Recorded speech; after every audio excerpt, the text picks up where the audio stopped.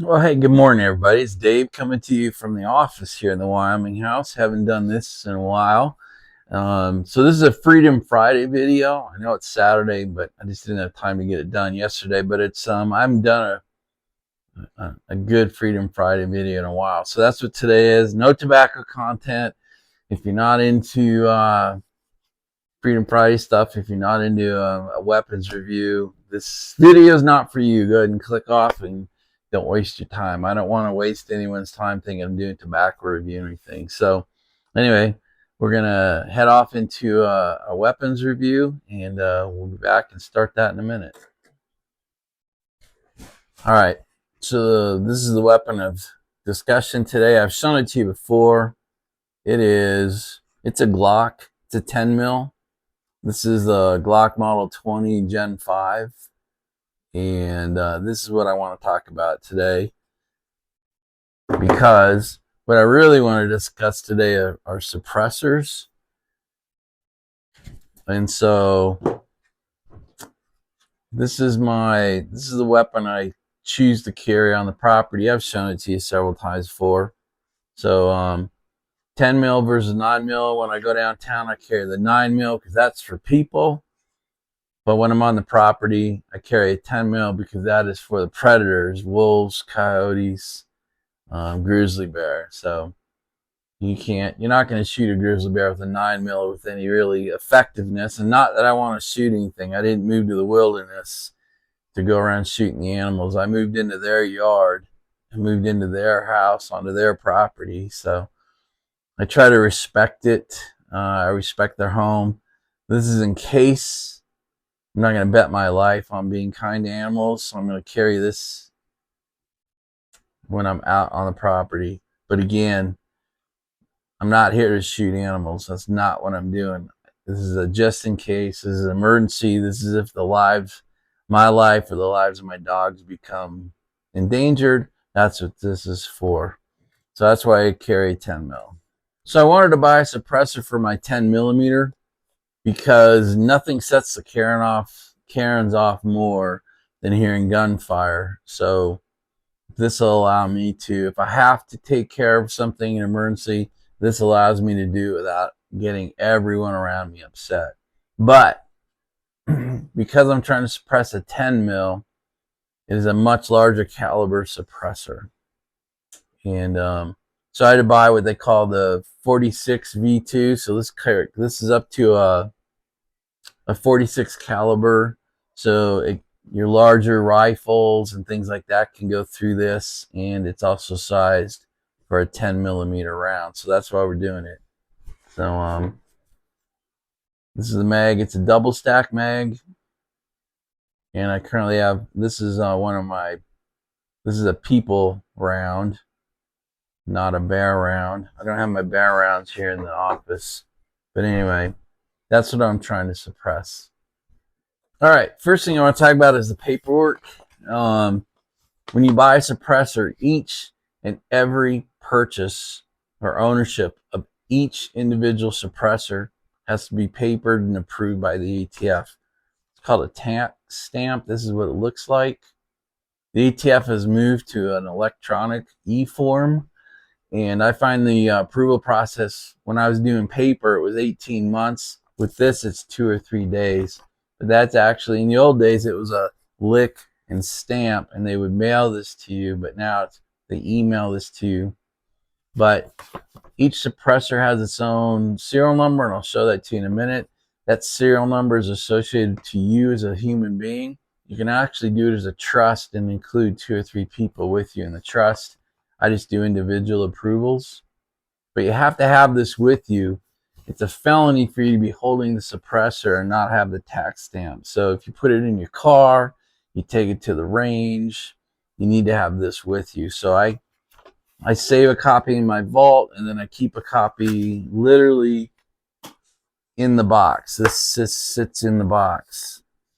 So anyway, every suppressor by serial number has to be approved to you as an individual or you as a trust. You do that online, and you carry this with you. That is like critical information. because you get yourself in real trouble if you carry a suppressor without the tax stamp with you. All right, we'll go ahead and open this up and show you how it ships to you. So let's see, let's do this right. So I buy Bannish brand suppressors. There's a lot of other brands. I'm not saying this is the best. This just works for me. And I always buy mine from silencercentral.com. So yeah, that's how it comes. Let me get this thing to open up. So this thing just flips open.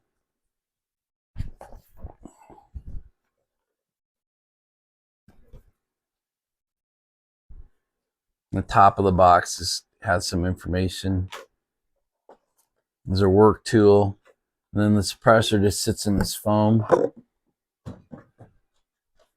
So this is what the 46 V2 looks like from Silencer Central. I don't know if I'm going to be able to get that to focus. There you go. There's the serial number. And that's what gets put on that tax stamp I was telling you about. So it's pretty big. It's meant for a rifle. So to place it on a handgun, there's a couple things you need to do this. I've done them. I'll show it to you in a minute. But so this gets put on here. Now, due to the vagaries of YouTube, I can't put this on the weapon on camera. So I'll be careful. So this is a threaded barrel right here. We'll talk about that in a minute. It comes with a thread protector. So if you want to use the weapon without your suppressor, you just have the thread protector on there. But that's what the threaded barrel looks like. Here's the threaded end, and this goes on here. All right, and this is what my Glock 10 mil looks like with my suppressor on it. It makes the weapon significantly heavier, and you have to be careful. You have to practice shooting with the suppressor on because it does change how the weapon performs. But that is what it looks like. All right, I decided to show you the Glocks come apart pretty quick, pretty easily. This is poly.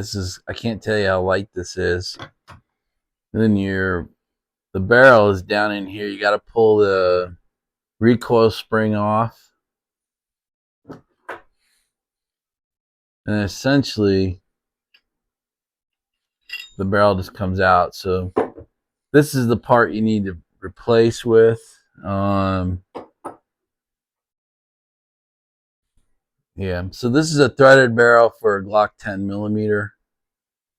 And I pulled it off the weapon because I wanted to show you a couple things. So this is how the can comes. This is the default because it's assuming you're going to put this on a rifle. And you can see a pistol level threaded barrel is too big, too small. It won't, obviously you wouldn't want to fire that and blow the can off.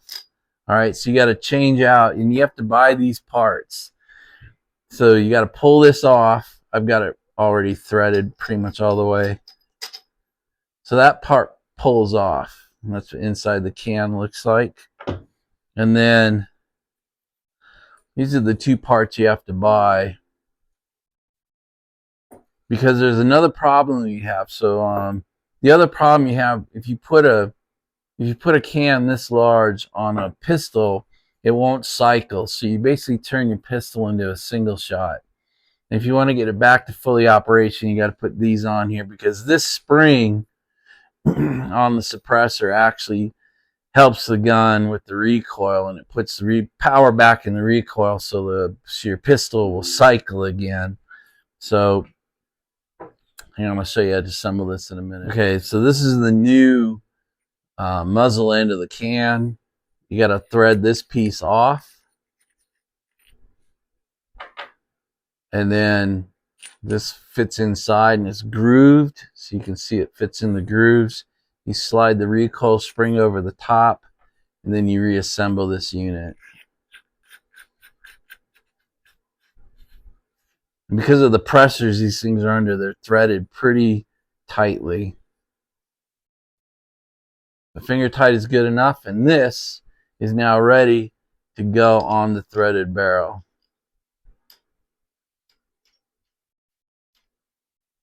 And that's how you change the muzzle end of the can to fit a handgun instead of a rifle. And then this simply goes in the can. You tighten this up, and you now have converted the can from a rifle end to a pistol end, and it's now ready to help the gun cycle. That's how it's done. So you can see now the whole can just fits on. And this is the part I can't show you when it's in the weapon. In fact, we'll see if this video gets deleted or not. But anyway, that's what it looks like. Pull that back off and reassemble the weapon, but I can't do that on camera. So I think I can show you reassembly the slide. We'll find out. But anyway, the barrel just sits in just like that. And this is how you know you got it when it's flush. And then you have to put the recoil spring back in.